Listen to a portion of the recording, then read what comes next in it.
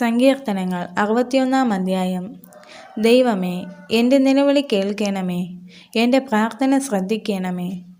എൻ്റെ ഹൃദയം ക്ഷീണിക്കുമ്പോൾ ഞാൻ ഭൂമിയുടെ അറ്റത്തു നിന്ന് നിന്നെ വിളിച്ചപേക്ഷിക്കും. എനിക്ക് അത്യുന്നതമായ പാറയെങ്കിലേക്ക് എന്നെ നടത്തണമേ.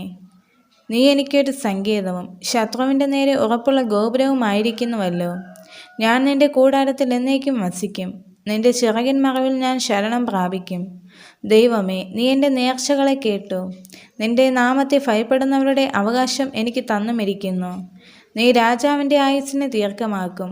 അവൻ്റെ സംവത്സരങ്ങൾ തലമുറ തലമുറയോളം ഇരിക്കും. അവൻ എന്നേക്കും ദൈവസന്നിധിയിൽ വസിക്കും.